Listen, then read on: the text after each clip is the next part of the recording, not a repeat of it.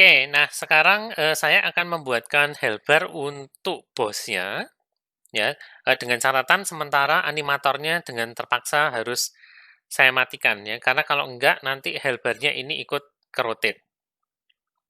Nah, untuk helper musuh, pastikan teman-teman sudah membuat yang helpernya pemain ya.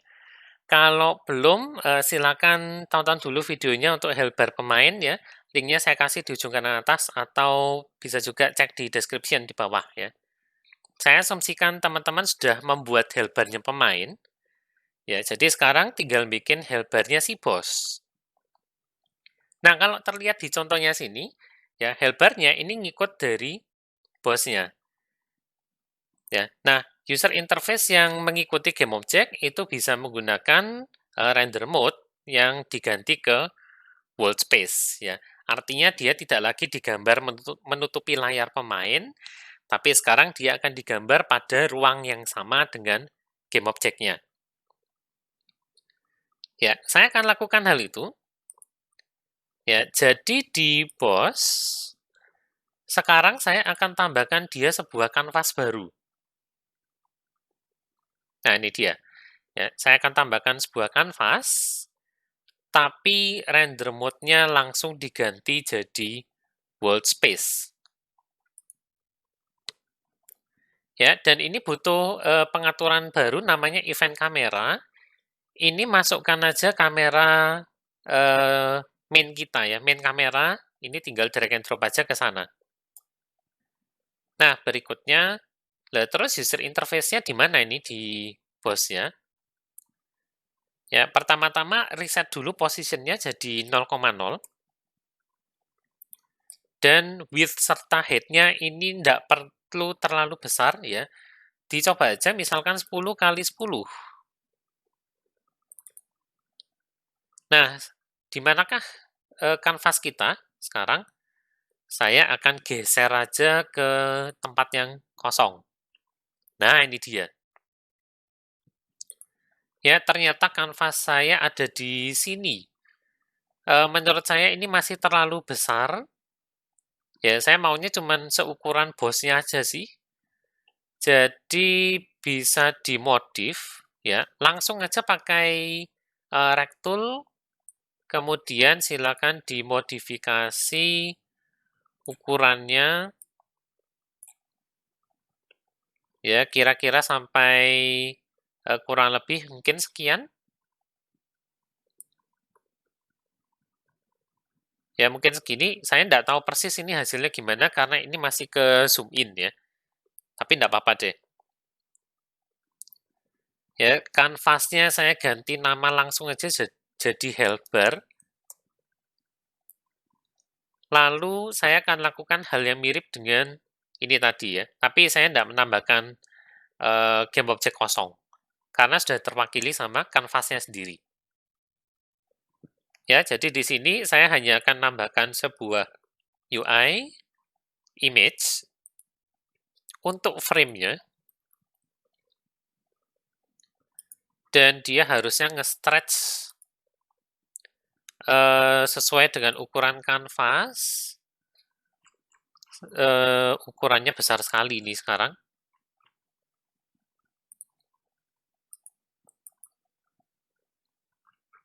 Nah, ini ya, jadi hanya segini.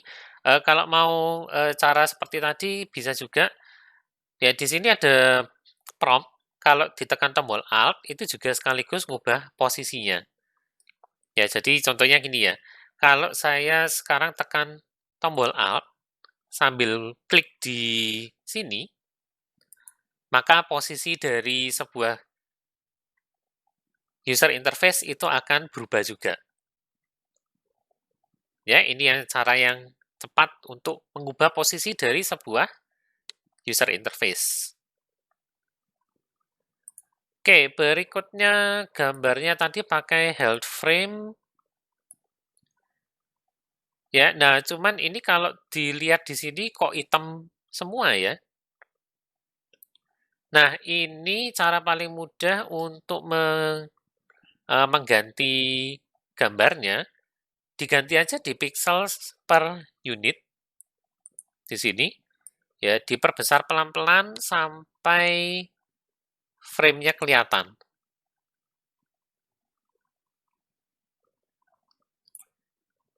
Ya, misalkan saya atur pixel per unitnya 50 langsung.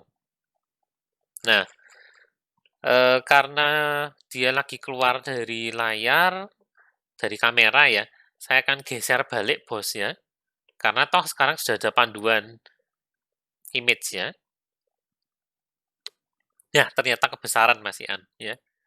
Maka handlebar-nya saya perkecil lagi. Ya, misalkan sampai sekian aja deh, cukup ya.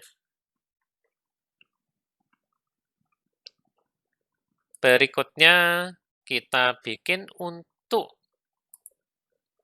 si barnya sendiri. Nah, ini ukurannya harus benar-benar dikecilkan sih. Untuk saat ini coba 5 kali 5 dulu. Nah, masih terlalu besar. 1 kali 1. Ya, kemudian pindahkan dulu dia karena saya mau mengatur anchor-nya sih. Ya, supaya nge-stretch kira-kira nanti sampai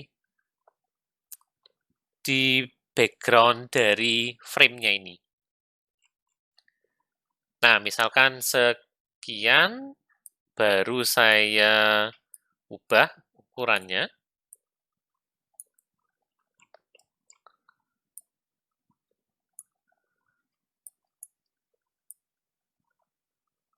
Sana, dan terakhir masukkan sprite-nya. Ya, jadi sudah. Ya, kalau frame-nya dirasa masih terlalu tebal, ya ini dinaikkan lagi. Ya, cuman akibatnya saya harus ganti ininya lagi ya, stretch-nya lagi. Oke, saya akan ganti sebentar untuk stretching-nya.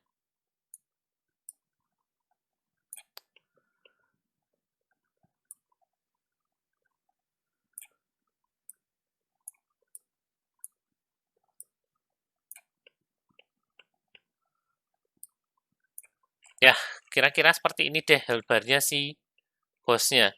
Ya, kalau dirasa masih terlalu tebal, ya sesuaikan lagi aja. Ini misalnya bisa dinaikkan. Ya, kira-kira segini aja ya, cukup deh. Nah, berikutnya di settingnya bos, berarti tinggal perlu masukkan handlebar-nya yang tadinya none. Ya, jadi bar image. Sudah, itu aja. Ya, kalau dicoba,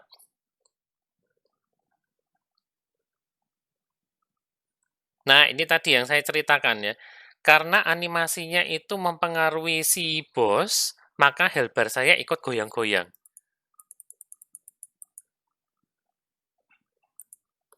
Ya, sehingga untuk mencegah hal itu dengan terpaksa animatornya saya matikan dulu untuk sementara. Ya, sehingga sekarang ya walaupun bosnya jadi kaku sih, tapi paling enggak ya dia tidak ke-rotate. Nah, lalu kalau misalkan ya, misalkan loh ini kan settingnya sudah benar, tapi kok enggak berubah ya? Nah, itu terjadi karena ini belum dibuat jadi field ya.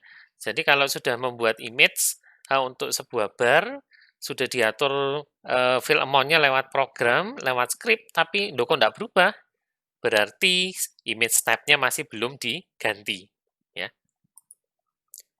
Saya ganti dulu horizontal left, oke.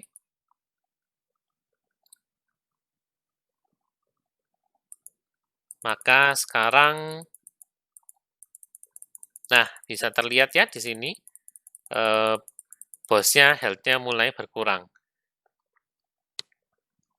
Ya, cuman kalau teman-teman lihat di sini, helper-nya bosnya itu nutupin si player-nya.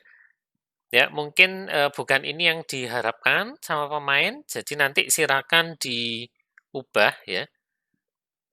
Oke, saya akan berusaha deketin bosnya. Silakan diubah sendiri untuk helper-nya si bosnya, itu berarti kayaknya harus ngatur setnya. Nah, misalkan seperti ini. Ya, tergantung kebutuhan, mana yang teman-teman inginkan ya. Kalau ini aja sudah oke, ya berarti tidak usah diapa-apakan.